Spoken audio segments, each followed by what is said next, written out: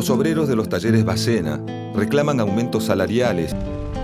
Los primeros días de enero de 1919, la empresa fragmenta la unidad de los huelguistas y consigue que varios empleados se reincorporen al trabajo.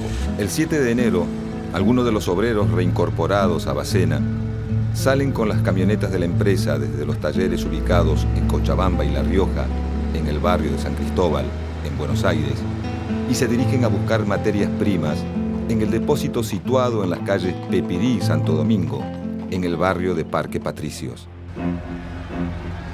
Al llegar a Pepirí y Alcorta, un piquete los exhorta para que abandonen el trabajo. Frente a la negativa, los huelguistas les arrojan piedras y maderas y los rompehuelgas responden con balas. El enfrentamiento deja 3 heridos en las fuerzas represivas y entre los obreros 4 muertos y 30 heridos. El 9 de enero se dispone también como fecha para sepultar a las víctimas. El cortejo fúnebre se convierte en un acto de protesta contra la represión policial. Desde el barrio de Nueva Pompeya y hasta Chacarita se producen choques con la policía. Al llegar al cementerio, las fuerzas policiales abren fuego contra la columna de obreros. La prensa oficial anuncia que los obreros muertos suman 40. La prensa obrera cuenta un centenar y más del doble de heridos. Los enfrentamientos, choques, piquetes y barricadas se multiplican en los barrios obreros de Once, San Cristóbal, Parque Patricios y Boedo. En la ciudad están movilizadas tanto las distintas tendencias de organizaciones obreras como las asociaciones patronales y los grupos reunidos en su apoyo. A la intervención militar, la represión policial a los huelguistas y la confrontación con los grupos de choque anarquistas se suma el accionar de guardias cívicas organizadas por la recién formada agrupación conservadora, la Liga Patriótica Argentina.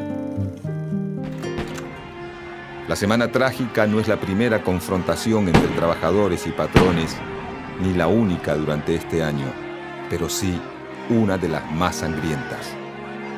Los reclamos a lo largo de todo el territorio nacional no se detienen. Cerca de 50 huelgas reúnen unos 10.000 trabajadores. En la región chaqueña se desata un conflicto en La Forestal, una empresa de capital británico dedicada a la explotación de bosques de quebracho.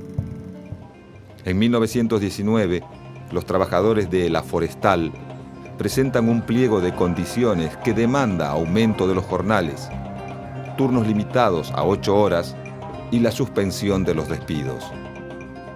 El presidente Hipólito Yrigoyen envía a la Gendarmería Volante, un cuerpo militar creado por el gobierno y financiado por la empresa. Crean listas negras, deportan a los trabajadores e incendian muchas de sus casas y sedes sindicales. El conflicto en La Forestal finaliza, pero los obreros no consiguen ninguna de las mejoras exigidas. Para inicios de la década de los 20, el reajuste de las economías europeas provoca una crisis financiera en la Argentina. Las organizaciones obreras reaccionan con medidas de fuerza y el gobierno de Yrigoyen vuelve a reprimir. En la región pampeana, los trabajadores rurales se organizan una vez más para conseguir mejores salarios. La escalada de la protesta obrera se da también entre los trabajadores de las estancias ovejeras en Santa Cruz, donde hacia fines de 1920 se inicia un nuevo conflicto. Los trabajadores rurales se organizan y exigen a sus patrones mejores condiciones de trabajo. La represión policial contra los delegados sindicales es feroz. Lejos de doblegar la protesta, la resistencia obrera se intensifica. El presidente Yrigoyen envía al teniente coronel Varela a parlamentar. Los obreros aceptan la mediación, deponen las armas y entregan a los rehenes. El conflicto parece haber llegado a su fin y Varela regresa a Buenos Aires. Pero en la Patagonia, la continua represión por parte de la Liga Patriótica generan malestar entre muchos de los trabajadores. En agosto de 1921, deciden ir nuevamente a la huelga. Los obreros más intransigentes toman rehenes, saquean y queman estancias. El gobierno nacional califica sus acciones de subversión armada y bajo el imperio de la ley marcial Irigoyen envía a Varela, esta vez al mando de las tropas regulares del ejército, la policía territoriana y la Liga Patriótica para terminar con la insurrección.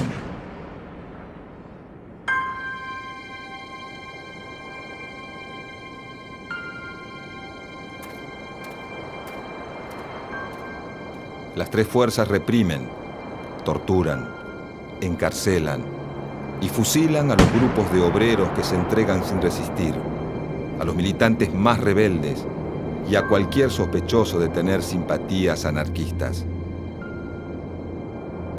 La represión finaliza por pedido de los terratenientes que temen quedarse sin mano de obra. Hacia 1922, la recuperación de la economía argentina, apoyada en la mejora del mercado internacional, reduce las tensiones. Aumenta la demanda de trabajo y se recupera el flujo inmigratorio para mano de obra perdido a principios de siglo. El teniente coronel del ejército, Héctor Varela, sale confiado de su casa. Inesperadamente, un hombre le corta el paso y le arroja una bomba casera que explota a sus pies. Pero el agresor, también herido por la explosión, le dispara 5 veces. El teniente coronel del ejército, Héctor Varela, muere. El asesino, un anarquista alemán llamado Kurt Wilkens, es detenido a solo 2 cuadras sin oponer resistencia y declara: pueden matarme, he vengado a mis hermanos. La semana trágica marca el fin de la estrategia insurreccional en el movimiento obrero, el debilitamiento del anarquismo, la consolidación de las estrategias sindicalistas y el surgimiento de una derecha militante y agresiva. Esta nueva derecha utiliza organizaciones parapoliciales con el objetivo de reprimir a un movimiento obrero al que acusa de estar inspirado en influencias consideradas nocivas, bolcheviques y anarquistas.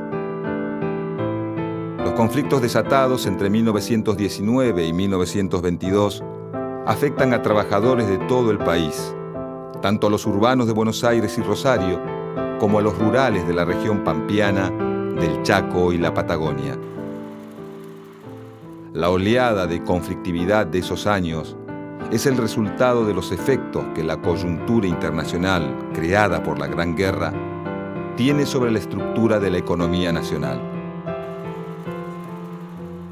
El accionar represivo del Estado y de los grupos parapoliciales logra limitar la movilización. La recuperación económica reduce las tensiones sociales y las estrategias del movimiento obrero se reorientan hacia la búsqueda de canales de negociación con los patrones y hacia el amparo estatal. A fines de la década de los 20, la aparición de nuevas crisis reabrirá muchas de las tensiones experimentadas por el movimiento obrero argentino.